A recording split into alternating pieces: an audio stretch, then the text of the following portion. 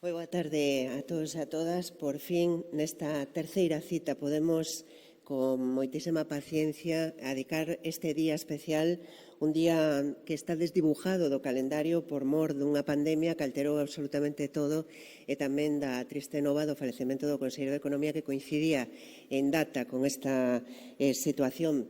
Oxe, por fin, creo que no espacio ideal, no Estal dos Reyes Católicos, nesta capela, podemos levar adiante este acto que está organizado por la Real Academia Galega das Artes e, polo tanto, ten un especial significado.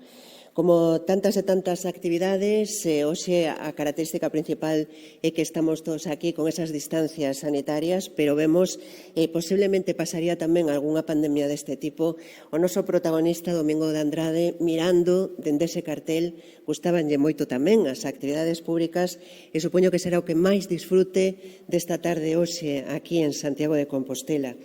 Dende esa mirada, decíamos, do cartel, coñeceremos todo o perfil de Domingo de Andrade, o perfil que ten como persoa culta, como arquitecto espectacular, como personaxe importante en enxeñería das cidades, que serán todo temas de moitas das ponencias que escoitaremos e tamén en este punto en donde escoitamos dende as badaladas da nosa berenguela ata como son esos sons de posibles actividades que se desenvolvan en espazos públicos tamén con ese sello de Domingo de Andrade.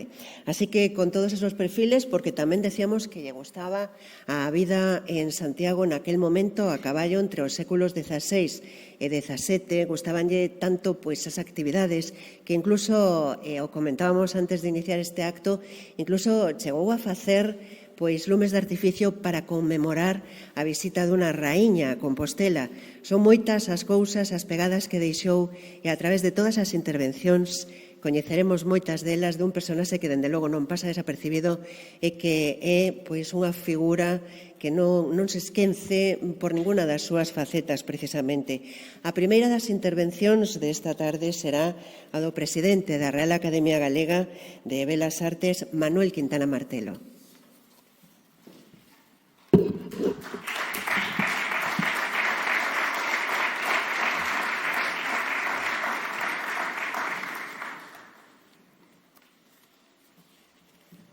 Boa tarde. Permítame, en primeiro lugar, manifestar o meu pesar da nosa institución pola triste perda do escritor e académico da Real Academia da Lingua, Darío Xocabana. Excelentísimo señor alcalde de Santiago de Compostela, excelentísimo conselleiro de Cultura, Educación e Universidades, ilustrísima subdelegada de Goberno, director xeral de Políticas Culturais, alcaldesa de CEE, alcalde de Lalín, autoridades, ilustrísimos e ilustrísimas académicos e académicas, señoras e señores. A pandemia da COVID-19 cambiou de moitos e variados xeitos as nosas conductas non só sociais, senón tamén aquelas do eido profesional ou institucional. Esta anómala situación deu pé nas nosas vidas a variar e adoptar comportamentos distintos para seguir co traballo cotián da nosa institución. Non había lugar para o desánimo e, polo tanto, seguimos coa nosa actividade e co apoio e axuda das novas tecnoloxías, tanto técnicas como humanas, para permanecer activos na vontade de estar presentes na maior maneira das posibles. A Academia seguiu o seu percorrido e aí está o noso recente pasado para dar fe delo, como é a exposición Facer Camiño, unha mostra artística combinada con conferencias dos académicos que percorreron as 7 cidades galegas, as tres vilas relacionadas co camiño, a nosa actividade a traveso das plataformas informáticas ou cando nos foi posible dentro do programa dos Martes das Artes na Academia. Ademais, os temas e asuntos cotiáns a toda a iniciativa que foi xurdindo perante o tempo de dificultades e condicionamentos. No ano 2019, dentro do programa dedicado ao Día das Artes Galegas, o noso pleno propuxo o nome de Domingo de Andrade para celebrarlo a partir do 1 de abril de 2020.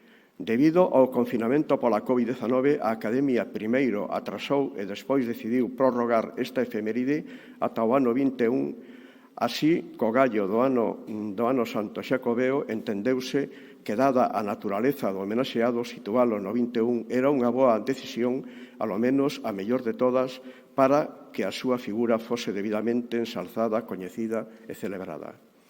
Foi no ano 2015 que a Real Academia Galega de Belas Artes institue o Día das Artes Galegas, a celebrar cada ano o día 1 de abril, xa que nesa data, aló no ano 1188, o mestre Mateo asina os linteis do Pórtico da Gloria, o que se entende como remate da execución da súa obra, sendo así que témola como referencia e como punto de partida.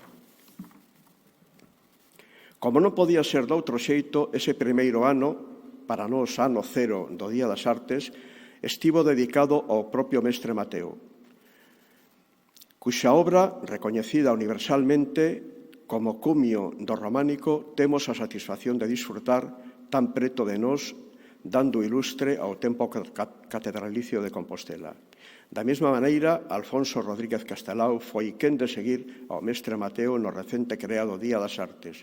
Non houbo dúbidas nin debates dada a importancia e significación para Galicia da figura de Castelao. Esta figura que era máis que evidente. Seguiu no ano 2017 unha pintora universal nada na nosa terra, Maruja Mallo, sendo de absoluto merecemento esta distinción conmemorativa.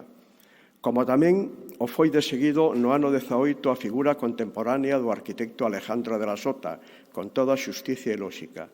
Luís Seoane, en 2019, continuou co listado de homenaxes tratándose dunha figura básica no eido da cultura e a arte galegas. Chegouse así ata o ano do arquitecto barroco Domingo de Andrade e xa preparamos a nosa última elección no pasado mes de xulio o nome de José Otero Abeledo Laxeiro, que será motivo de homenaxe a partir do 1 de abril do 2022. Sen ningún tipo de dúbida, todos e cada un deles, e poderíamos decirlo sin establecer unha orden predeterminada de lista, teñen a suficiente importancia no eido da cultura das artes de Galicia para estar e formar parte da nosa historia. Quedan moitos máis, sabémolo, porque Galicia é rica en xentes de cultura en todas as súas manifestacións, a música, a pintura, a escultura, a arquitectura, a arqueoloxía, a museoloxía, a teoría nos expertos das artes ou mesmo nas novas artes da imaxe. Todo un mundo para percorrer no ámbito cultural do noso país, un percorrido pola historia e todos os valores que atesouran as nosas xentes. Imos seguir nesta andaina buscando ano a ano entre os debates e criterios do noso pleno a quen se lle adica cada unha destas anuais celebracións. Temos traballo e vontade para facelo porque entendemos que promover iniciativas culturais, dar a coñecer a nosa cultura, protexer o noso patrimonio, estar atentos e ser divulgadores das artes é unha obriga, unha encomenda que como Academia das Belas Artes temos por diante e coa que todos nos sentimos comprometidos.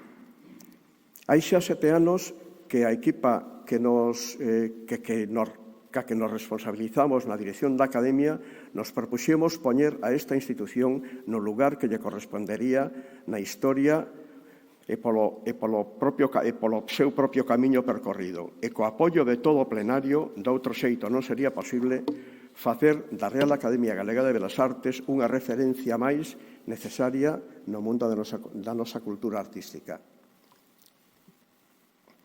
Domingo de Andrade, C. 1639, Santiago 1712, é quen de rendernos homenaxe a quen rendemos homenaxe neste acto no ano 2021 é outra figura imprescindible e irrepetible das artes galegas.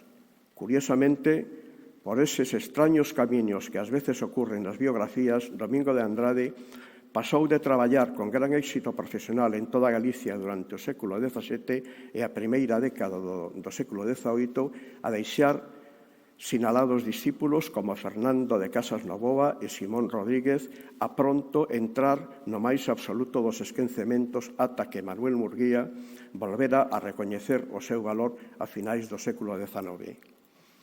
Despois, da man dos escritos de Sánchez Cantón, Filgueira Valverde, López Ferreiro, Chamoso Lamas e algún máis sería lentamente recordada a súa valiosa aportación á historia da arte e da arquitectura de Galicia.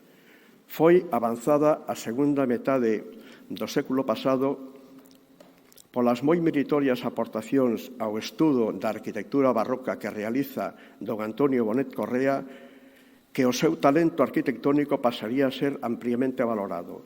Hoxe pode ser considerado como o máis importante arquitecto desa corrente de expresión que se recoñece como barroco galego e da que, dada a súa importancia, este estilo dentro da nosa terra é para nós o máis significado dos arquitectos galegos.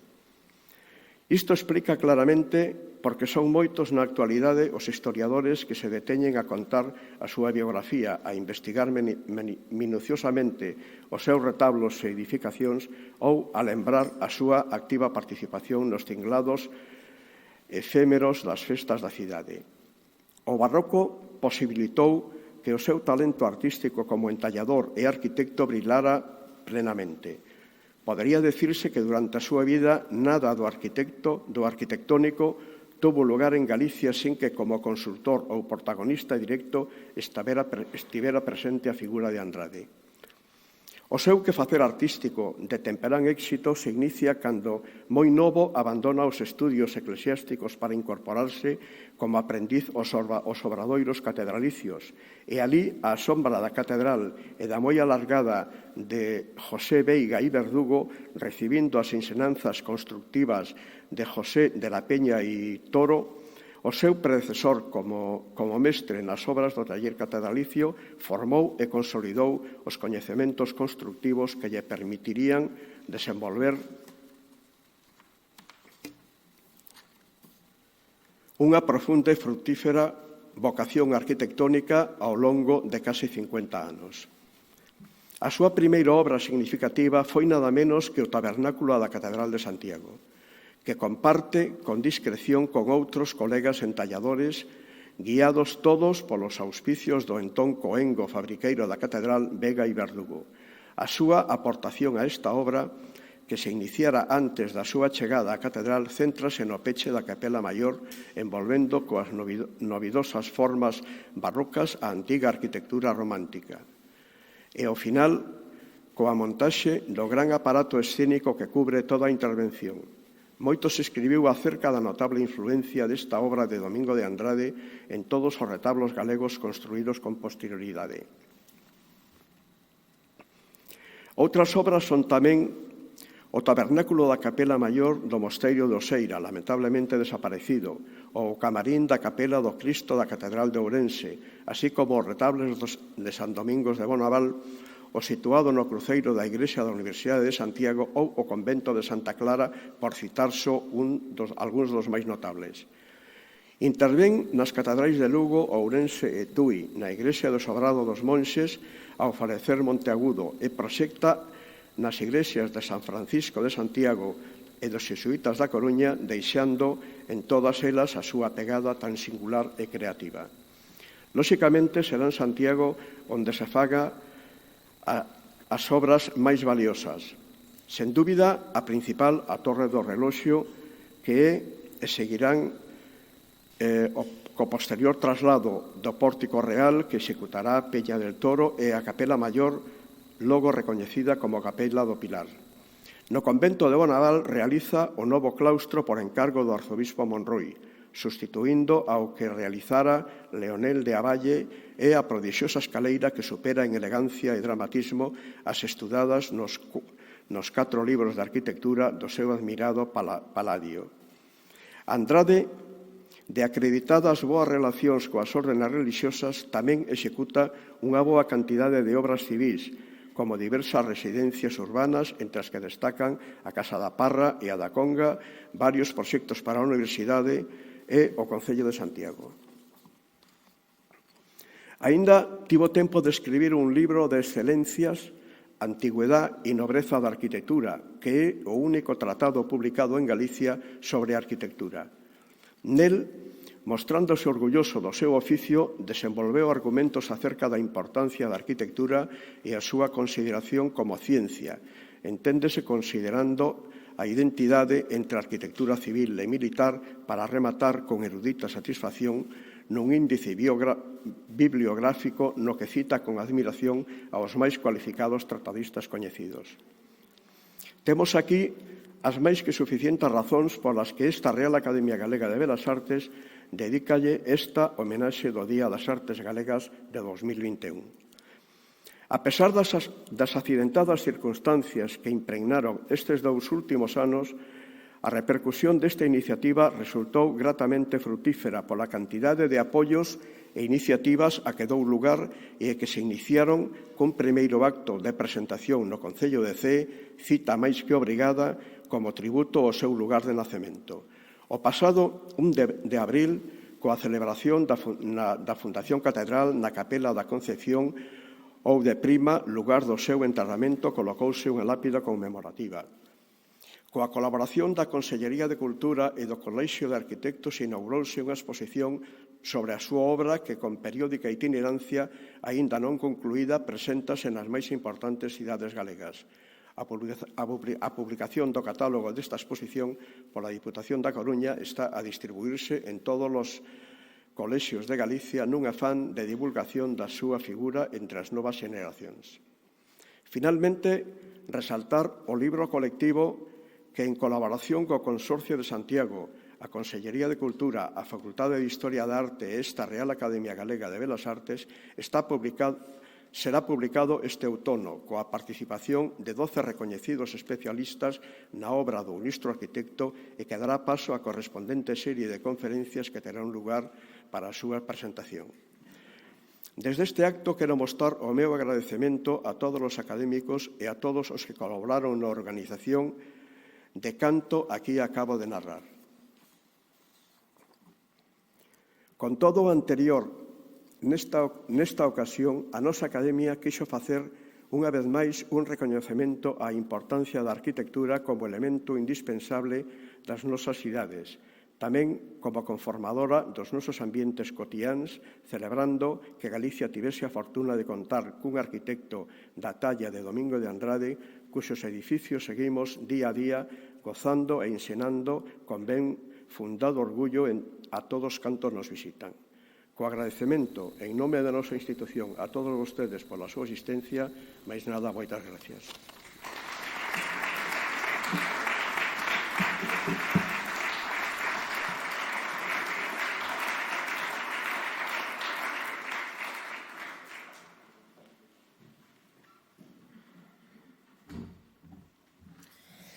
Unha intervención a do presidente da Real Academia que nos sitúa un pouco na historia deste día dedicado a todos estes persoeiros que deixaron esta pegada na cidade e noutros momentos tamén da historia, porque non só falamos de belas artes dedicadas á arquitectura, como vemos Domingo de Andrade é un home que ten moito que contar dende moitísimos aspectos e como xa vimos a parte máis xenérica e a justificación desta xornada, agora podemos dedicar un pouco o tempo na seguinte intervención a coñecer un poquinho máis a trastenda de todo o traballo que deixou e fíxense vostedes que estamos falando dos séculos a cabalo entre o 16 e o 17, que é fácil todavía imaginar como sería, por exemplo, esta mesma praza en aquel momento, pois habería moitísimos problemas dedicados ou derivados do urbanismo, de como era o saneamento das cidades. Pois este home era tan singular que se preocupaba de todas estas cousas e de moitísimas máis.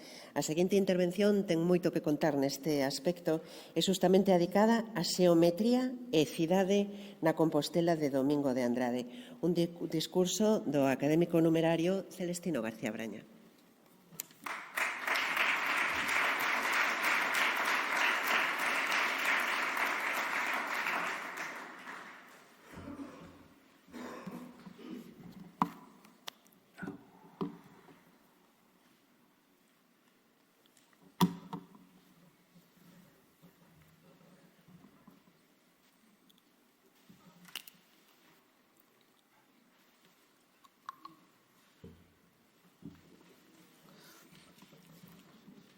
Autoridades, ilustrísimos académicos, ben queridos amigos.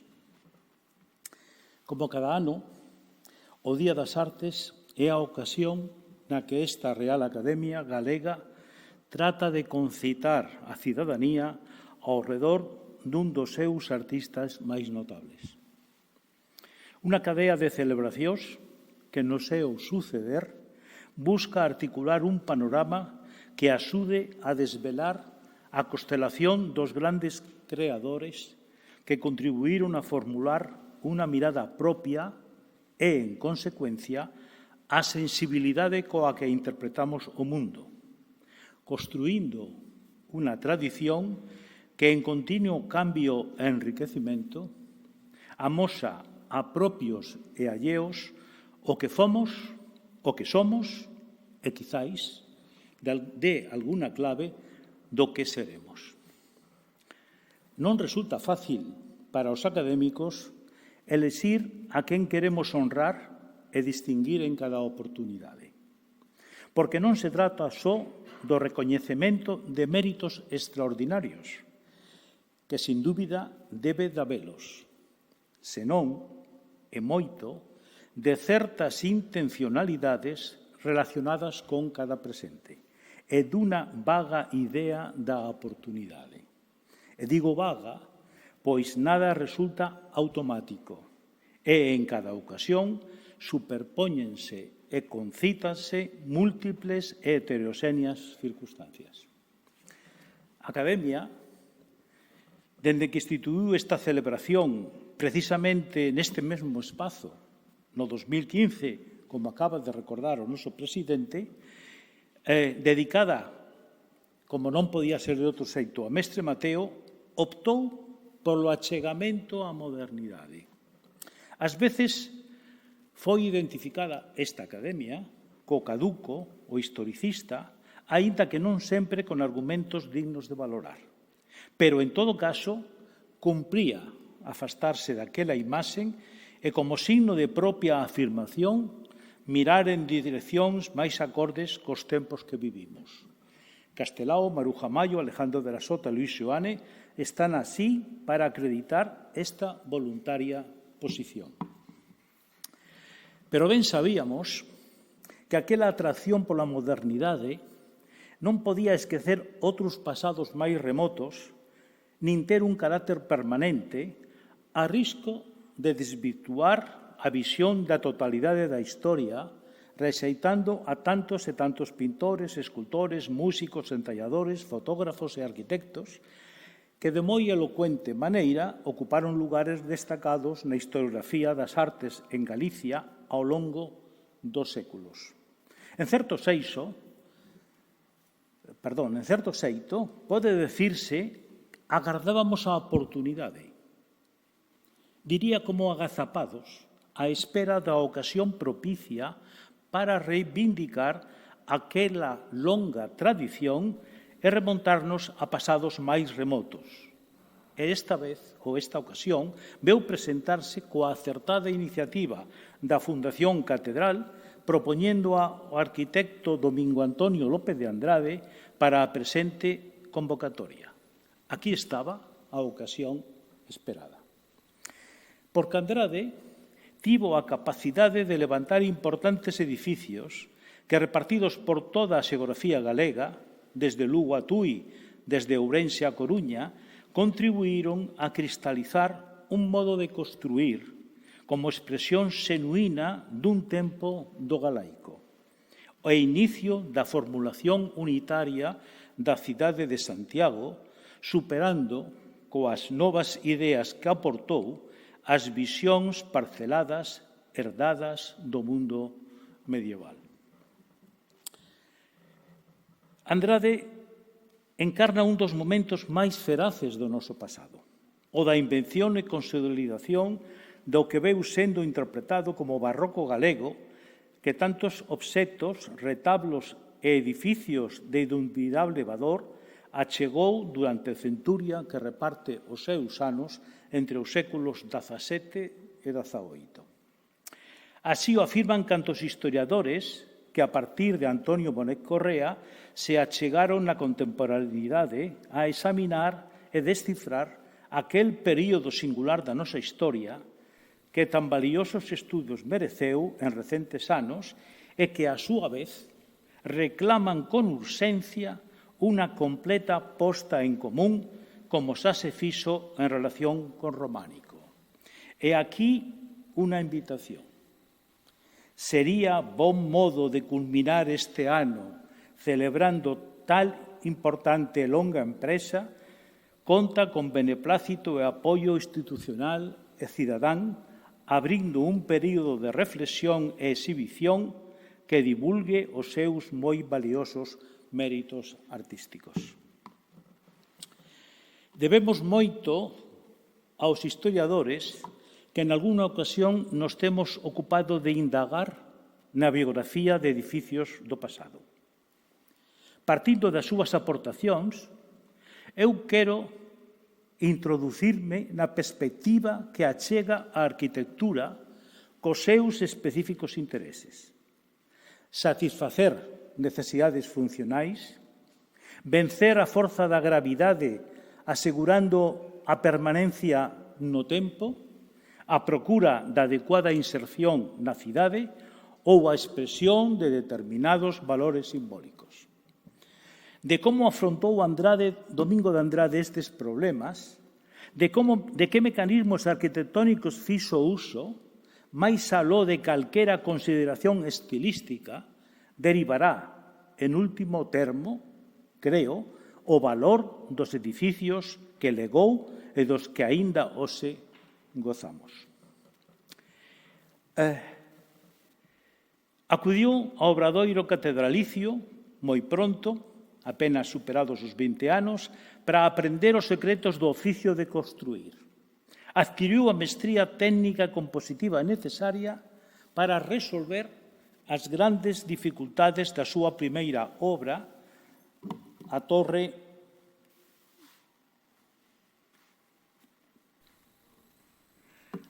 do Reloxo, con apenas 37 anos, recén estreada a súa condición de mestre de obras da catedral. Asume o encargo do Cabildo, contando con consenso dos máis preeminentes cidadáns que non viron defraudadas as súas esperanzas. Ao contrario, a partir dese momento, sería o máis recoñecido dos arquitectos galegos do seu tempo. En Compostela, nun momento no que as disputas religiosas e políticas por la primacía da Igrexa hispana adquirían connotacións radicalmente novas, as súas institucións e persoaxes máis atentos comprenderon todo o que en xogo estaba e aprestaron a facerlle fronte. E o que aquí importa é coñecer de que xeito iso repercutirá na forma da cidade primeiro e na vida dos seus habitantes despois. Porque non se trata só de fermosas igrexas, suntuosos palacios ou atrasentes prazas, senón de que modo, a través da arquitectura e os espazos públicos, os seus habitantes atoparon sentido ás súas vidas ao instalarse con decisión naquel eido ideolóxico que os dotaría de novas identidades e sentimentos. E é que a chega barroca á cidade debe valorarse como a primeira iniciativa para definir con ideas unificadoras algúns dos seus espazos máis representativos. E aquí, en Santiago, o barroco atopou unha síntese precisa entre topografía, trama medieval, símbolos e necesidades colectivas. Unha operación de tan longo alcance precisa de significados e ben combinados executores. Xa que, como indica o notable historiador da arquitectura, o italiano Manfredo Tafuri, unha cuestión relevante é saber como cambia e grazas a que protagonistas e a que conflictos o uso político da cidade. Estes foron José Vega y Verdugo, José de la Peña de Toro, Domingo de Andrade. Como noutras geografías e épocas, pero con similares ambicións, urbanas fóranno Lorenzo de Médicis e o seu arquitecto Sangalo, na transformación da Florencia no tránsito do século XV ao XVI, ou como sería o tándem Gian Giorgio Trisino e Andrea Palladio en Vicenza, ou Pablo III e Miguel Ángel na Roma do primeiro terzo do século XVI. E é que José Vega y Verdugo xogou un papel fundamental na formación e carreira profesional de Andrade. Tanto é así que o propio arquitecto agradece públicamente este magisterio cando no seu libro escribe o señor conde de Alba Real, de quen recibí varias erudicións. Por tanto, non é posible entender a achega arquitectónica de Andrade sen a personalidade e ascendente social de Vega y Verdugo e non esquezamos no singular clima cultural daqueles anos. Sabemos da importante autoridade de Vega y Verdugo, exerceu na arquitectura e sociedade santiaguesa ao longo dos anos que permaneceu nesta cidade, a que chegara en 1649, con 25 anos, despois da súa estancia en Italia, ao servicio do cardenal Gil Carrillo de Albornoz, e, segundo parece, con relacións próximas co conde de Oñate, vicerrei de Nápoles. Nela, permaneceu ata o seu traslado a Granada en 1672. 23 anos nos que exerceu un magisterio, impuso criterios e promoveu a artistas, entalladores, prateiros e arquitectos unha participación non só como orientador, sino como partícipe activo en algunhas obras, como as do Pórtico Real con José de la Peña de Toro, como arquitecto, iniciando o que podemos considerar a incipiente aposta pola transformación da imaxe da catedral que implicaba a da propia cidade coa que estaba tan inseparablemente identificada. Consta, ademais, a súa capacidade de bo dibusante, como demostra o coñecido retrato que a catedral realiza, probablemente desde algún balcón da súa residencia no lugar que agora ocupa a Casa da Conga. Desde esta xanela, houbo de comprender a necesidade de envolver esta realidade urbana en novas roupaxes que adotasen dunha elegancia da que a xuicio daquel ilustre fabriqueiro carecía.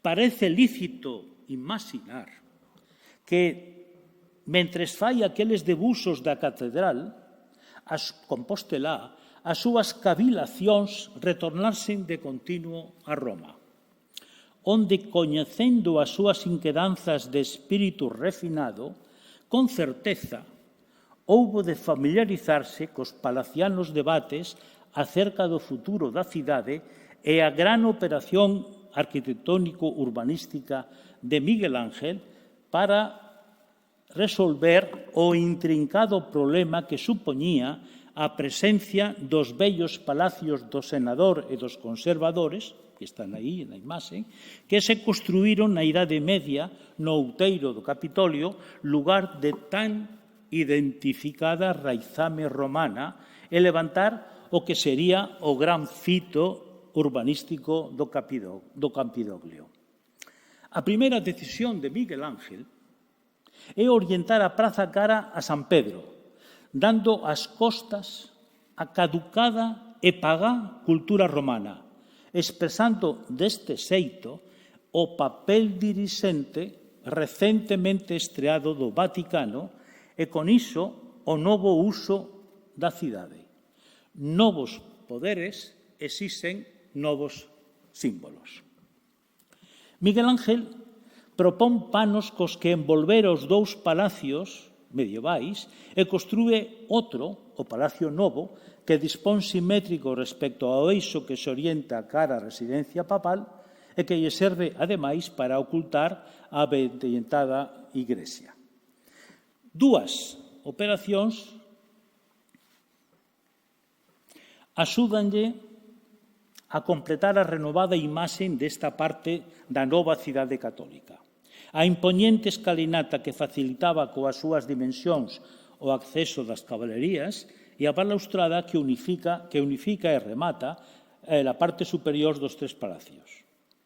Co moi divulgado dibuixo do pavimento, Miguel Ángel acaba configurando unha nova maneira de resituar e significar o papel dos vellos espazos herdados que, abandonado a súa constitución fraccionada, mudan na procura de imaxen clasicistas e unificadoras, estratégicamente concibidas como escenario para o desenvolvemento dos emerxentes roles que toda cidade importante debía ofrecer a usuarios e visitantes nos seus máis cualificados ámbitos públicos. Lembrar aquela experiencia, esta experiencia, é interesante e oportuno na medida en que allí se concreta unha gran operación urbanística que constituiría un exemplo moi notable de un novo modo de actuar sobre a cidade e do valor simbólico dos seus espazos colectivos por medio de operación de mantenemento e engadidas envolturas. E que o envolver foi unha estrategia urbana moi recorrida na historia da arquitectura. Se o pensamos ben, fronte ao derribo, partir do existente resulta máis eficaz en termos económicos e de operatividade, na medida que, entre outras consecuencias, axuda a vencer os atrancos que case sempre se producen nos procesos transformadores. As complexas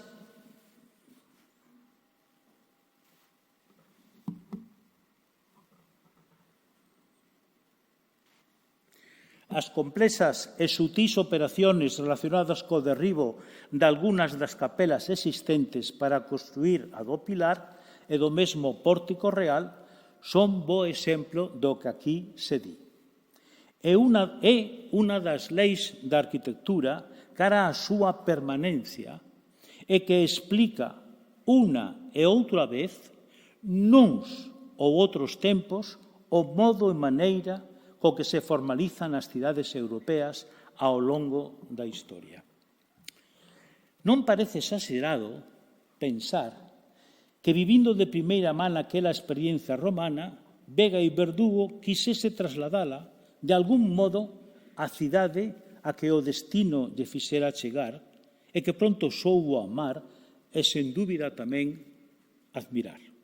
E entre amor e admiración, imaxinar un futuro acorde aos seus tempos presentes e á enorme trascendencia religiosa que a emparentaba con Roma e Xerusalén, inseríndose naquela corrente culta e sensible ás novas significacións urbanas. Naturalmente, o fabriqueiro Vega e Verdugo precisaba do arquitecto que fora capaz de concretar as súas aspiracións. E aquí entran en acción Peña de Toro, que dá forma ás primeiras ideas, por exemplo, as unificadoras balaustradas, quizás recordando a Miguel Ángel, e construe o primeiro Pórtico Real.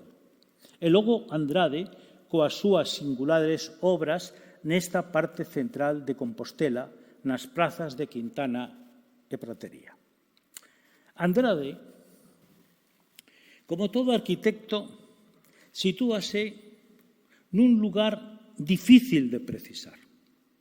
Aquel no que se enlazan o xenérico e o concreto. O xenérico que se corresponde con aquilo que se entende como o espírito dun tempo e que ten que ver con un modo de interpretar o mundo con linguaxes propias, eses que chamamos estilos e que, inevitablemente, enmarcan o seu quefacer arquitectónico, pero que de ningún modo dependen en exclusiva del. E logo están os problemas concretos, aqueles que colocan ao arquitecto fronte á hora da súa verdade, a de elaborar propostas precisas, personais, aos requerimentos expostos, sexan estes de índole ambiental, funcional ou constructivo. E é justamente aquí onde se mide a valía dos resultados e o interese último dos edificios. O que a sociedade compostelá demanda a aqueles arquitectos, a través das súas institucións, é que doten a esta parte da cidade dunha imaxe que a identifique e consolide en pedra as súas intangibles aspiracións simbólicas.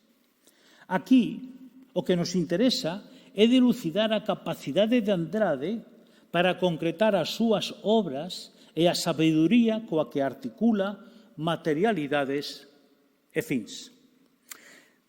Descubrir de que modo utiliza os mecanismos arquitectónicos dispoñibles abre paso a novos coñecementos e, desde logo, ao goce estético que só as obras de longo alcance poden chegar a producir cando se comprende plenamente aquela densa síntesis entre o xenérico e o específico. Ao meu xeito de ver, esta é a aspiración fundamental a desvelar nunha obra de arquitectura, a súa esencia, o que demanda ir máis aló dos argumentos estilísticos ou as meras descripcións dun edificio. Vexamos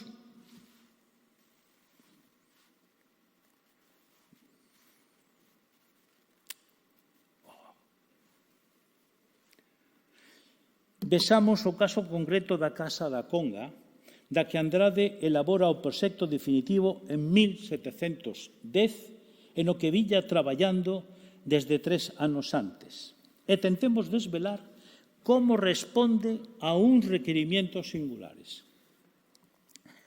E construe un edificio rematando un espazo urbano que aínda hoxe segue concitando universal admiración e deleite, por máis que a súa contemplación sexa habitualmente en modo distraído, no sentido que lle daba Walter Benjamin, e que ten que ver, decía Benjamin, cun contacto superficial, cando non fugaz, dun achegamento colectivo falto de profundidade, polo menos na experiencia cotiá do usuario medio da cidade, e que adquire, añado eu, maior significado na época cultural do turismo de masas. O primeiro que chama a atención é comprobar con canta austeridade de medios e desde a modestia da súa escala atopa a atmósfera apropiada para o seu edificio, sendo plenamente consciente da responsabilidade que lle incumbe, non só cara ao seu presente, senón como legado que será transmitido ao futuro da cidade. As reflexións do arquitecto deberon partir do delicado do solar e das excepcionais características da súa contorna aos pés da Torre do Reloxo inmediata ao Pórtico Real. Tamén é sinxelo imaginalo abrallado por la presencia sobrecolledora da fachada do convento das Pelayas que lle obrigaba a confrontarse nada menos que coa obra do seu admirado Bartolomé Fernández Lechuga, que tan indeleble recordo e valiosas obras deixara na cidade e que le lleva a un recoñecemento expreso nas páxinas do seu libro antes citado. Ademais, nun costado do solar está a potente praza de Praterías, que desde facía años viña reclamando atención pública para concretarse nun espazo á altura de tan dignos veciños e onde xa interviñera na ampliación do arquivo catedralicio e na execución das súas admirables escaleiras. Debía, ademais, acomodarse a angosta rúa da Conga, que na acusada pendente enlazaba a cota da Quintana coa de Praterías, obrigando a unha elaborada sección que transformaba en 3 plantas do edificio da Quintana nas 4 da rúa da Conga e Praterías. Recoñecemento por tanto, das circunstancias do solar ás que debía responder subsumidas nunha unidade arquitectónica. Do análisis do lugar, da súa intrincada topografía, o punto de partida debeu ser a selección do plano ideal sobre o que levantar a edificación, liberándoa dos desniveis da Praza da Quintana. Porque Andrade tiña delante un terreo multifuncional, lugar de celebracións festivas e fogos de artificio, de mercado de moi variados produtos e aínda, en parte, terroso cemiterio ao que desde sempre lle debía o nome, Quintana de Mortos, no que destacaban as cruces mortuorias, pero tamén espazo cargado de simbolismo que debía cruzar para entrar na catedral e en solenne cerimonia cada novo ocupante da mitra compostelá. Espazo pechado, só en parte lousado, cunha imaxen moi afastada da regular nobreza que hoxe coñecemos e que non se remata ata os anos finais do século XIX. Andrade necesita un plano ben asentado para que a partir del a orde arquitectónica puidera desenvolverse coherentemente e lígao con bo criterio ao da base da Torre de Reloxo e con isto tamén ao Pórtico de la Gloria. Perdón, ao Pórtico Real. Comeza por introducir a apariencia de 4 casas a donde en realidade só había 2. Esta disposición cuadripartita dalle pé a organizar unha composición de cadrados separados por pilastras que percorren toda a altura do edificio, contribuindo de maneira decisiva a súa rimada repetición que é onde, xustamente, adquire ese sentido de inmobilidade eterna que caracteriza a esta fachada. Recurso xeométrico no que fai descansar a serenidade da súa presenza, confiríndole fronte a tan potentes competidores a grave imaxe que todos admiramos. Quizás sexa oportuno lembrar unha cita de Vega e Verdugo contida no seu mencionado informe para resaltar a interpretación arquitectónica do momento, tan afín aos seus fundamentos xeométricos e que conectan de modo directo humanismo, Palladio e Andrade.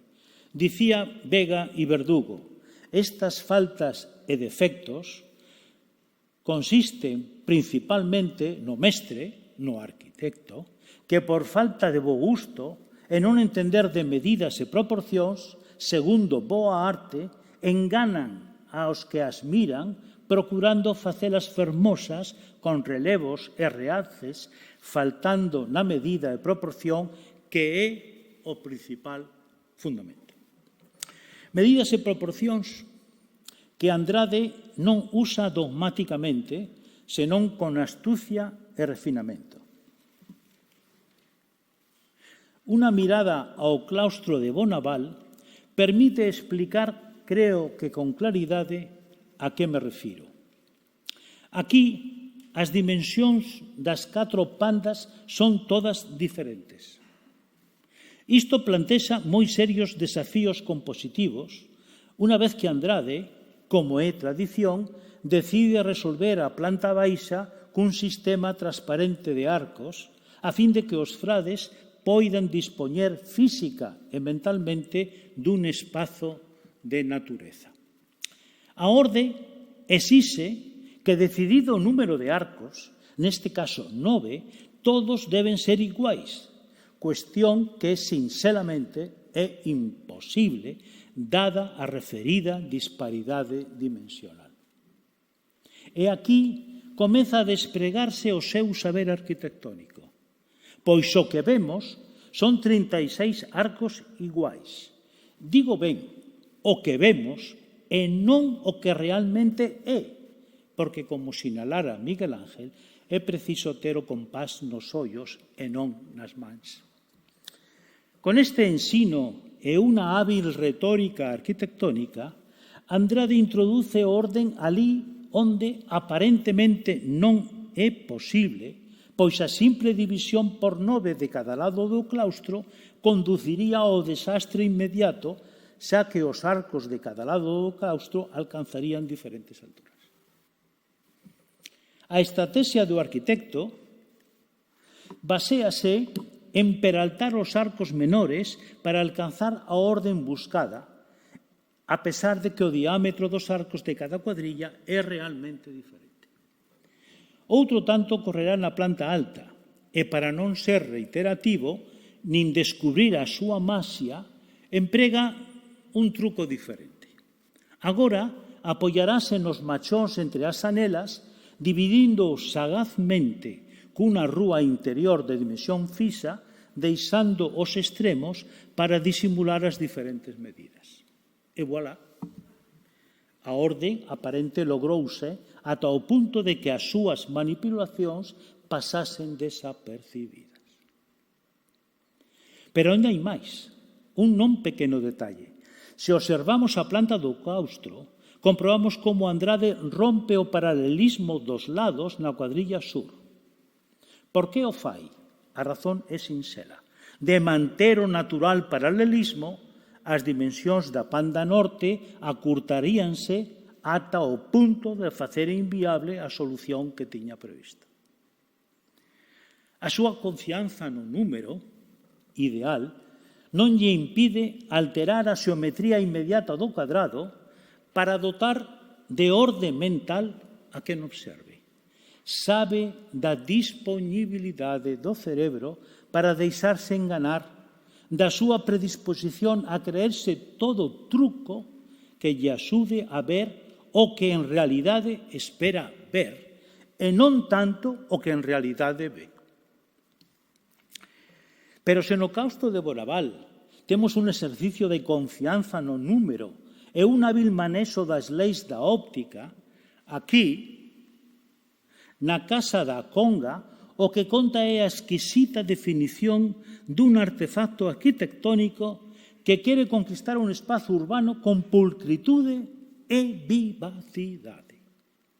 E por iso dispón 3 arcos nas súas plantas baixas, obviando a solución inmediata de 4 arcos e establecendo así un rico xogo de contraposicións no que, mantendo a serena composición de conxunto, sorprende por la súa activa vitalidade. Sabia e moi meditada feitura que mostra a habilidade e o grado de madurez compositiva que alcanzara no seu quefacer profesional. Andrade logra nesta fachada introducir as 2 series das que fala Platón no Timeo, 1, 2, 4, 8, 1, 3, 9, 27. Deste modo, emprega os 7 números que, segundo o filósofo grego, encierran o ritmo secreto tanto do macrocosmos como da microcosmos, amosando a súa confianza, unha vez máis, na xeometría como fundamento matemático da arquitectura. Respondendo á brillante presencia da Torre do Reloxo, que el mismo, como se ten dito, construíra anos antes, recorre a un soportal que afirma a súa presencia á beira de tanta e masiva verticalidade. Frente ao peso da mole de granito, o baleiro da sombra. Frente ao vertical, a horizontalidade. E, de paso, como sen querer, crea un lugar de estar en tan concorrido espazo urbano. Este soportal é un dos primeiros con que se dotan os edificios singulares de Santiago. E ao propoñelo, Andrade confesa a súa querencia barroca, enriquecendo os usos da cidade de modo fundamental o público, contrapoñéndose ao urbanismo medieval que optaba pola preponderancia do privado. Serve tamén como transición entre a escala da cidade e o privado das vivendas, amparando as discretas anelas de elemental domesticidade na potente sombreado que crea en o que atopa lugar para as troneiras que lle axudan a ventilar a planta do semisoto con fronte á Rúa da Conga. Espido portal. Nin unha sola beleidade decorativa, nin unha soa das habituais hartas de frutas, apenas fraccionado por un casi imperceptible arco transversal que serve de delimitación ás dúas vivendas e de ancoraxe constructiva entre as súas fachadas. Fálanos este soportal da súa profunda interiorización do barroco e da contribución da arquitectura para fundamentar o novo uso da cidade, esquecéndose de filigranas e aderezos, querendo transmitir aos seus concidadáns onde reside a substancia da arquitectura e o papel secundario do decorativo, por moi en boga que estivese e por máis que usara noutras circunstancias, como na Casa da Parra, a outro lado da Quintana. Trátase da súa última obra. Cando xa viúvo de Isabel Arenas, debeu sentir, coa proximidade do propio final como persoa e como arquitecto, a necesidade de concentrarse na expresión do esencial. Probablemente nesta Casa da Conga puxo o maior dos seus empeños e toda a densa esencialidade da súa concepción arquitectónica tan afastada do alborotado remate da súa juvenil, espléndida e optimista Torre do Reloxo. Naquel sombreado baleiro parece concentrarse unha melancólica mirada cara a pasados episodios arquitectónicos e vitais que a súa xa moi experimentada sabeduría e capacidade constructiva transforma baixo o amparo de sosegada xeometría en lugar para o cotián lecer. Unha complexa sección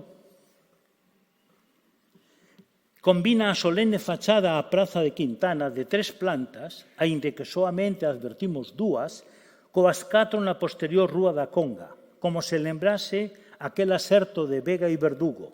Non cesa de mirar o debuxo só pola fachada, senón é de perfil, e isto é o principal para recoñecer o fondo e corpo de calquera obra, porque non é posible o recoñecelo por os claros e oscuros do deseño.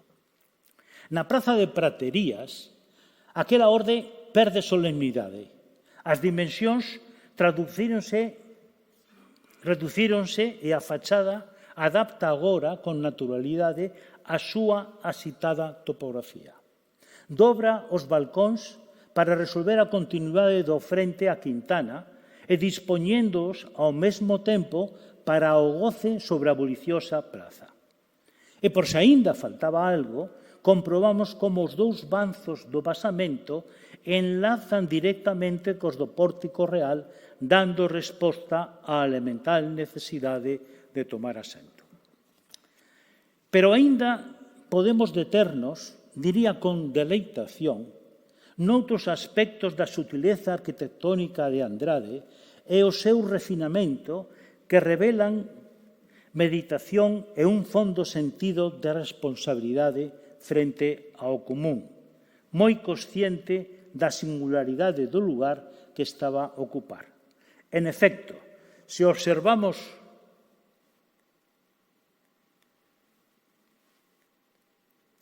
con atención as basas das pilastras da Casa da Conga, comprobaremos as similitudes formais que as ligan ás da esquina da Torre do Reloxo. É un voluntario exercicio de subliñar o carácter colectivo dos espazos urbanos, trascendendo deste xeito a arquitectura na cidade. Non se pode abandonar este lugar pasando por alto un detalle verdadeiramente revelador da acusada mestría de Andrade. Se achegamos a vista á Torre do Reloxo, vemos como mantén extrañamente un segmento da fiada vertical dereita para engarzala con novo entablamento que propón en continuidade co realizado por Peña de Toro no anterior Pórtico Real. Un xesto de arbitrariedade compositiva que máis parece ligado a unha sensibilidade moderna que trata de unir fragmentos que ao do tempo en que se construíu. Merece destacar como Andrade penetra no especificamente arquitectónico, onde o oficio de construir é de capaz de sintetizar un conxunto de sistemas técnicos, funcionais, compositivos, urbanísticos, simbólicos e ata decorativos, coas súas exixencias específicas que xorden como problemas na ideación da obra e que son en ela, unha vez acabada, teñen solución. Esta, e non outra, é a raíz do arquitectónico que revela así a súa profunda utilidade ao servizo público. O noso arquitecto era tamén un magnífico construtor que coñecía a perfección as exixencias do granito e a versatilidade da madeira. Para comprender isto, basta achegarse á Torre do Reloxo e, se posible, subir as altas plataformas e comprobar o grado de estabilidade case que inexplicable dos seus torreóns. Pero se non fose posible, queda o recurso de achegarse a Bonaval ao pé da súa escaleira e enmudecer ante a súa sabedoría construtiva. Aquí móstranos como foi capaz de introducir a súa alma no ascendente movemento helicoidal, sentir os reforzos da liña de bordo e colocar os banzos un a un, todos iguais, con tanta precisión que, aínda vendo a luz entre as horizontalidades dos mesmos, non dubidamos da eterna estabilidade da súa construción. E outra vez, a maxia da súa compresión do ollo dos homes para, co esculpido almofadado de cada chanzo, distraernos de todas as dificultades dos seus imposibles encontros pétreos, espidos, reducidos a unha matemática formalidade que asombra na súa consolidada precisión. Andrade sabía da dificultade de dominar a materia, de vencer a forza da gravidade, do difícil transo que supón lograr que os edificios atravesen o tempo, pero sabía tamén que sen o seu dominio nada daquilo era posible. O que fai Andrade é construir a cidade que os seus habitantes querían, pasando de vagas intuicións á realidade construída, iniciando a transformación da Compostela ata entón coñecida.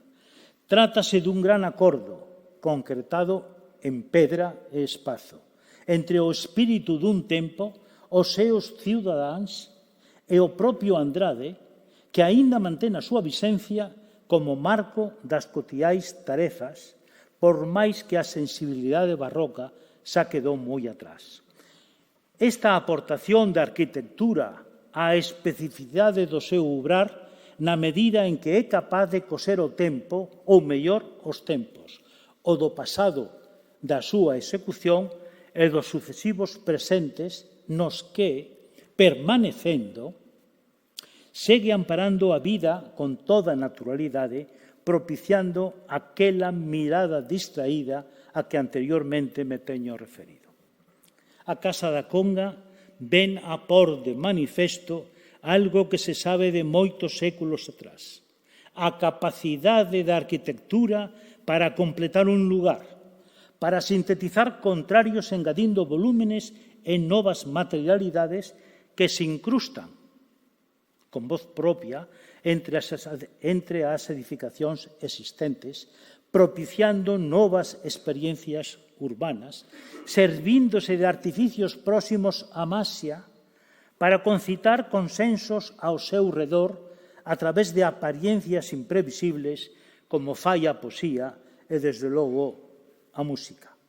É unha tarefa de pretidisistador que se camufla tras a apariencia do arquitecto. E aquí o verdadeiramente importante non é coñecer os secretos da arte do engano, senón abandonarse na espertada ilusión e o asombro que propicia a beleza arquitectónica, en este caso a de Domingo de Andrade, que hoxe homenaxeamos aquí. Moitísimas gracias pola vosa atención.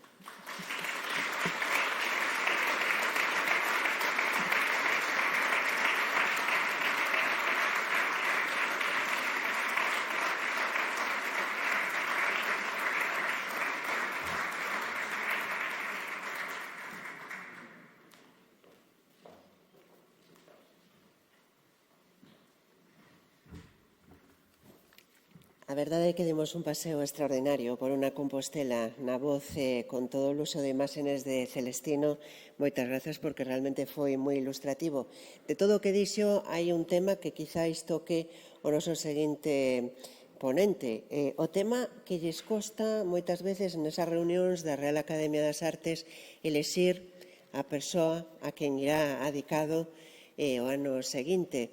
Iso quere dicir que temos unha riqueza estupenda, abundante, e que costa moitísimo poñer nomes para adicarlles unha xornada completa, aínda que realmente o que adicamos é moitísimo máis, porque non pasa desapercibido este día, e sirve tamén para recuperar incluso boa parte da bibliografía e publicacións varias.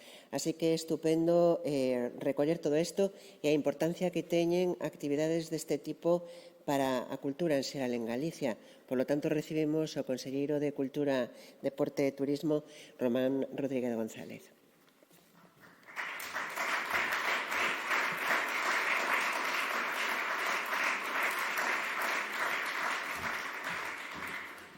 Bueno, moi boas tardes. Despois das doctas palabras do académico Celestino García, do bo amigo Celestino, creo que nos toca dar as palabras institucionais, o peche institucional, que a min e tamén ao alcalde de Compostela, o mellor que podíamos facer é dar as gracias a marchar. Porque creo que non van ustedes a aprender nada de nós. Pero, sin embargo, eu creo que forma parte da nosa obriga compartir con todos ustedes unha serie de reflexións sobre a importancia que ten este día, que ten o Día das Artes, sobre a importancia que ten a cultura, que teñen as artes en Galicia, nesta pequena esquina da Península Ibérica, nesta pequena esquina da Europa continental, e celebrar conxuntamente con todas as persoas aquí presentes, por suposto, con todos os académicos representados na figura do seu presidente, cos concelleiros de Santiago, con membros da súa corporación, ca alcaldesa de Cee, co alcalde tamén de Ladín, con membros da Comisión Cuarta do Parlamento de Galicia e con diferentes persoas que forman parte da Academia e que, sen dúbida, formamos todos parte dunha gran familia, que é a gran familia da cultura de Galicia. E en esta reflexión que eu quero compartir con todos ustedes, quixera facer fincapé no que son, no que implica na trascendencia que ten a arte e a cultura para definir a identidade dun pobo. Sen dúbida, o que vamos de ver, unha cidade tan universal como Santiago de Compostela, ao final, se pechamos os ollos na nosa retina, na retina de calquera persoa, sexa vividor da cidade, sexa visitante da cidade, ao final nos xurden 4 ou 5 imágenes. Xa non digamos dun turista ou dun peregrino que se achega a nós durante poucos días. Si calquera de nós pecha os ollos, veríamos, por suposto, a fachada do Obradoiro de Casas, pero veríamos moitas obras do que Celestino nos presentou. Veríamos moitos reflexos arquitectónicos e artísticos de Andrade. Obviamente, Andrade é fillo dun tempo, é fillo do barroco, é fillo da exuberancia, é fillo do desbordamento da capacidade creadora e se plasma nunha cidade como esta. E veríamos a Torre da Berenguela, veríamos a Torre do Redoxo, veríamos moitísimas imaxenes que hoxe acabamos de ver e entender e interpretar na súa xusta medida, e nos falarían da capacidade creadora e da capacidade de crear identidade, neste caso a través da arte.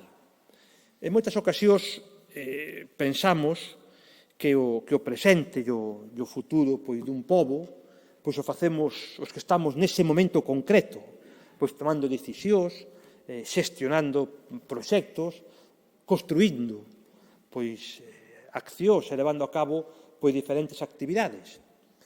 Pero, ao final do tempo, nos pon a todos no seu sitio. E, ao final, moi poucas persoas, moi poucos creadores, teñen a capacidade de trascender e de identificarse e de que nos identifiquemos con él.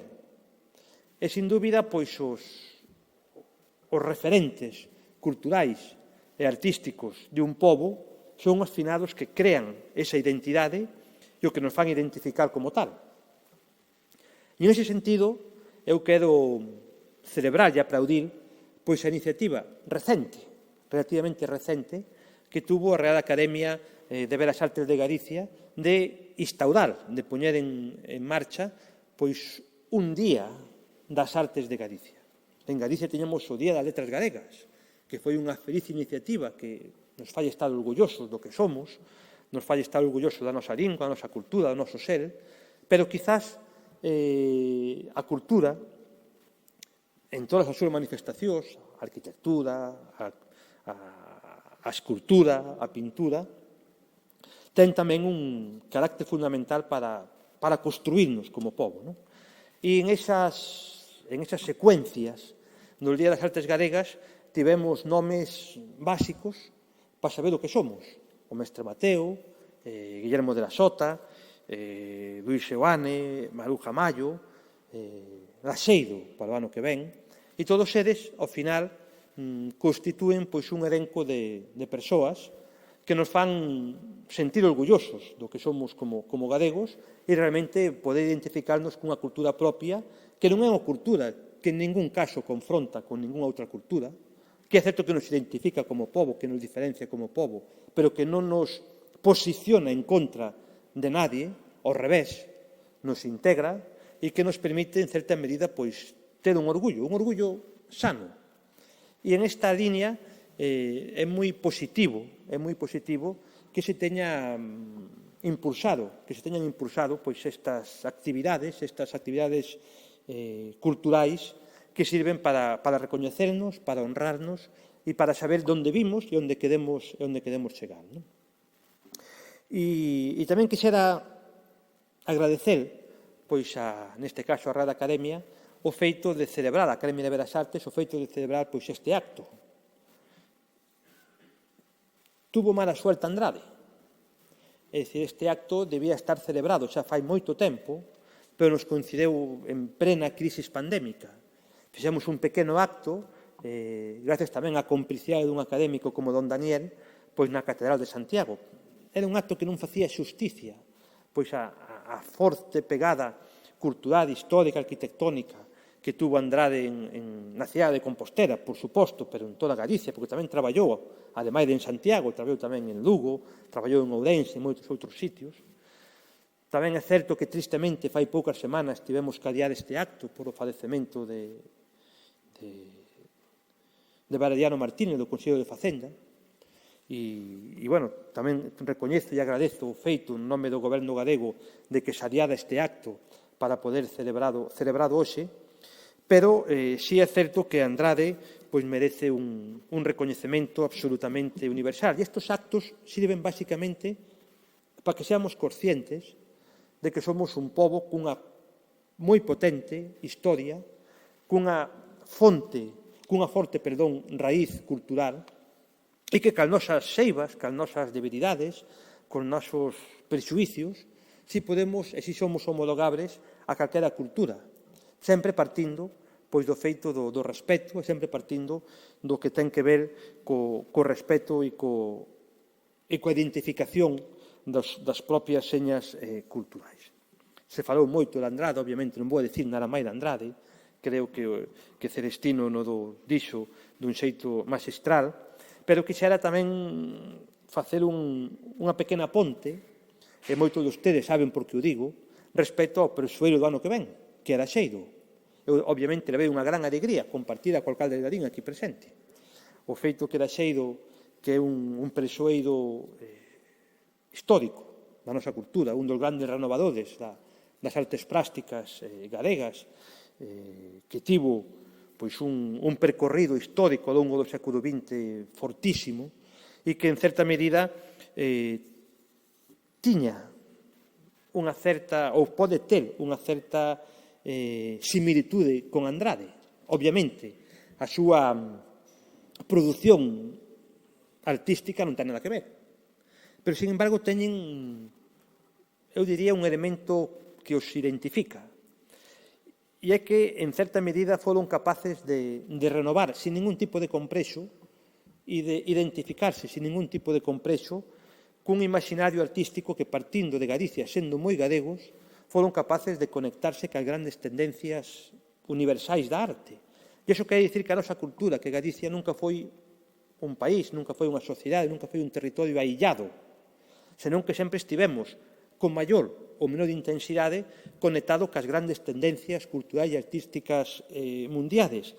E creo que, en ese sentido, a celebración do próximo ano de Laxeiro, onde, obviamente, dentro da Xunta de Galicia vamos a ter unha aposta moi importante, o temos falado ca Real Academia con exposicións monográficas. Queremos facer unha exposición monográfica non só en Galicia, non só en Madrid, senón incluso trasladar a arte de Laxeiro, que en definitiva é a arte de Galicia a nivel internacional, a cidades que tiveron unha forte conexión con Laxeiro, por suposto, sin olvidar nunca o mundo local, donde xulde, onde ten as raíces, neste caso Ladín, queremos tamén trasladar esta forza e a pegada cultural e artística que tivo Laxeiro, que no fondo é continuar cunha senda onde intentamos por en valor e queremos por en valor o máis singular da nosa cultura e tamén, en certa medida, dos nosos oficios.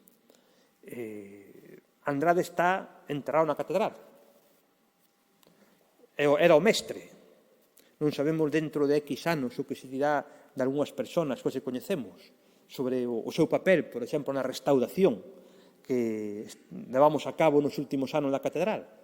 Pero detrás de Andrade houbo e hai un sinfín de oficios, un sinfín de profesionais, se se quere máis humildes, menos trascendentes, pero que tiveron un papel fundamental, canteiros, escultores, pintores, que ao final foron quen de materializar a idea que Andrade foi capaz de trasladarnos e foi capaz de facer realidade. E, en este sentido, penso e pensamos que o feito de que seamos capaces de poñer en valor o que temos e o que nos identifica como pobo, é realmente un elemento que nos fai sencillamente estar máis orgullosos de ser galegos e, a partir de aí, ter maior capacidade para poder emprender no futuro calquer tipo de acción. E, sin dúbida, a celebración destos días das artes, a parte do coñecemento intelectual, se se quere elitista, do que significa cada un destes autores, do cada un deste traballo, dos traballos que fixo Seoane, Maruja Mayo, Alejandro de la Sota, etc., realmente son momentos de orgullo e momentos de recoñecemento. Creo que é un momento de orgullo para Galicia, para a cultura, para os creadores, e por iso hai que agradecer, e eu agradezo á Real Academia Galega de Belas Artes o feito de que o faga. E lle pido a todos os académicos, nominalmente á xunta directiva, ao seu presidente, que sigan traballando a prol das nosas artes, potenciando as nosas artes, potenciando a nosa cultura, potenciando os nosos creadores, os históricos e os recentes, porque, en definitiva, potenciando a cultura e as artes, potenciamos a Galicia. E iso, ao final, é o que nos une a todos e é no que todos os presentes, estou seguro que moitos que non están aquí, é no que traballamos. Somos, ao final, un medio, non somos un fin en si mesmo, e en este medio o que temos que facer é traballar a favor da cultura e, por suposto, a favor de Galicia. Moitas gracias.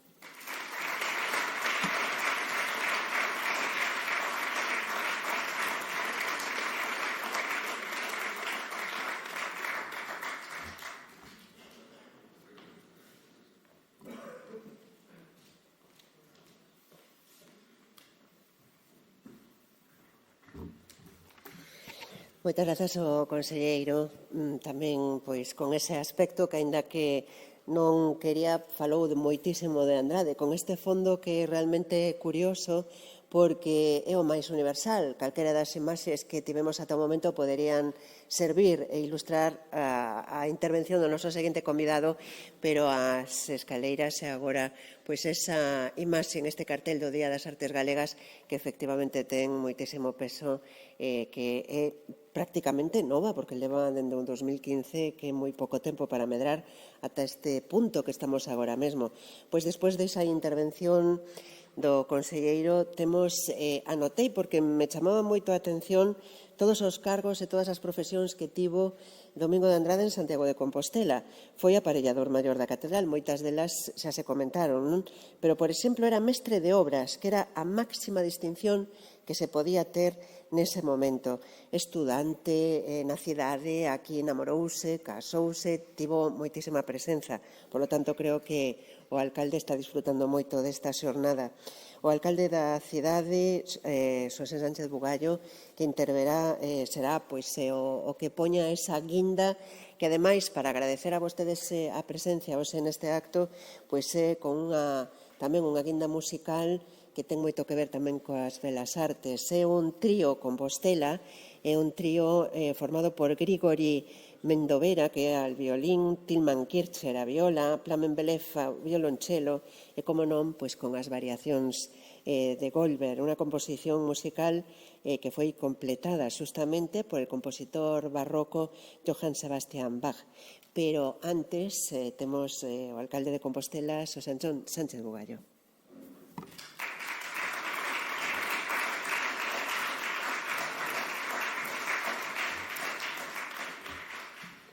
Bueno, querido conselleiro, presidente da Real Academia Galega de Belas Artes, académicos, alcaldesa, alcaldes, subdelegada do Goberno, concelleiras, director xeral, amigas e amigos. Para min é unha gran satisfacción e unha honra estar en este acto en homenaxe a Domingo de Andrade. Comparto a verdade que todo o que se dixo aquí me pareceron extraordinariamente interesantes todas as intervencións, a do presidente da Academia, por suposto a de Celestino García Braña, que completou a visión que podía ter de Domingo de Andrade, e tamén me pareceu interesante a do conselleiro, que non sempre coincidimos, pero ás veces sí, e este é un deses casos. Coincido con el, con ese papel que fai a Real Academia a través do Día das Artes. Galicia ten un enorme patrimonio histórico, ten un enorme patrimonio cultural que, en certa medida, non é suficientemente recoñecido nin valorado porque está en Galicia. Porque se estuvera en outras partes, seguramente o nivel de recoñecemento e valoración sería moi superior. Falando do protagonista do día de hoxe, Domingo de Andrade, cando miraba as imaxes da escaleira de San Domingos de Bonaval, lembrábame dunha reflexión que facíamos justamente con Celestino García Braña non hai moito tempo en San Domingos de Bonaval na presentación de un traballo no que el participou activamente referido a San Domingos, e dicíamos, se esta escaleira estuvera en París, estaría en todos os tratados de arquitectura do mundo e sería obxecto de estudio a nivel internacional. Tuvo a sorte ou a desgracia de que está en Santiago de Compostela e, polo tanto, digamos, non está ao alcance de todo o mundo, non ten ou costa de ter esa proyección universal que tería de outra maneira. Pero o certo é que, aínda que lle coste máis ter esa proyección universal, unha característica que ten Domingos de Andrade é de aparecer e desaparecer. É un home que tuvo un gran protagonismo, que logo desapareceu, que logo volve a aparecer e que 300 e pico anos despois do seu fallecimento está de permanente actualidade. Iso é algo que é unha capacidade que teñen os artistas. Moi pouca xente máis ten a posibilidade de xogar ese papel. Falaban tamén, e falaba a nosa presentadora como boa compostelana, da vinculación de Domingos de Andrade con Compostela. Está aquí a alcaldesa de Cee. Domingos de Andrade chegou a Santiago desde Cee. Non sabemos con que edad, probablemente con 10 anos, sabemos que aos 15 anos vivía en Santiago, pero ele efectivamente traballou en Santiago e traballou para toda Galicia. Percorreu un camiño que non foi tan rápido como poidera parecer, porque en aqueles tempos 37 anos non era unha edad tan nova, porque a esperanza media de vida en aqueles anos era xustamente en torno aos 40 anos. Por lo tanto, el foi unha persona que chegou a esa posición de mestre de obras da catedral a unha edad que era razonable chegar en aqueles tempos. Tuvo unha inmensa sorte, que en 1686, 10 anos despois, chegou a Santiago un arzobispo mexicano, que procedía, creo que era de Michoacán, miro por si me equivoco. Él era de outro Santiago, de Santiago de Querétaro, e ese domingo, ese arzobispo que era Antonio de Monroy, era xustamente un dominico, e era un home singular, que xestionou enormes recursos económicos cunha enorme vocación artística. E esa confluencia de Domingos de Andrade e de Antonio de Monroy foi especialmente afortunada para Galicia e para Santiago. Foron uns anos complexos. Falaba antes o conselleiro de exuberancia do barroco. A min sempre me extrañou enormemente como en anos de tanta pobreza e de tanta decadencia, porque esa segunda mitade do século XVII é unha etapa de decadencia, de pobreza e dunha enorme complexidade en España. El coincide con reyes nada afortunados como Carlos II, como se chamaba o fillo de Felipe IV, Carlos II era, se non me equivoco, o que foi, era Carlos, o último rei da Casa de Habsburgo. Non foi un rei especialmente afortunado, e despois del cambiou a dinastía e veu a Casa de Borbón. Bueno, eran tempos difíciles, sin embargo, foron tempos nos que a arquitectura se desenvolveu enormemente, se construíron moitísimos edificios e esa arquitectura era dunha enorme exuberancia e, en certa medida, dunha expresión de riqueza que non se correspondía nada ben coa situación que estaba a vivir a sociedade en aqueles tempos. Domingos de Andrade foi un gran mestre da arquitectura. El contribuiu a transformar Santiago. O seu peso, por exemplo, na configuración da Plaza da Quintana é absolutamente total. E foi un mestre, tuvo aí tamén outra, non sei como chamalo, como calificalo, de ser o mestre de Fernando de Casas Novoa, que coa súa fachada do Obradoiro tuvo un peso tan determinante que de alguna maneira opacou a obra do mestre. Por lo tanto, houve que pasar un tempo para que Domingos de Andrade fora reconocido e valorado con todo o peso que correspondía en aqueles tempos. Bueno, o que hoxe fai a Real Academia Galega é poñer en valor, alternando arquitectos, urbanistas, artistas de artes plásticas, poñer en valor a cultura de Galicia. E iso sirve tanto para a proyección exterior como para que o conxunto dos galegos sintamos o valor do enorme patrimonio que temos acumulado na nosa terra. Hoxe o gran protagonista é Domingos de Andrade, en outros momentos foi o mestre Mateo, será Laxeiro, no próximo ano todo elo me parece extraordinariamente afortunado. Eu simplemente quero rematar a miña intervención agradecendo á Real Academia Galega a súa constancia no empeño. Ao final, a terceira foi a vencida, porque, se non me equivoco, desde abril do ano pasado hasta hoxe tuvemos que esperar casi 2 anos para poder facer esta celebración, pero afortunadamente hoxe estamos aquí e estamos reunidos un grupo de persoas falando de Domingos de Andrade, poñendo en valor a súa obra e poñendo en valor a Galicia. Moitas grazas a todos e máis nada.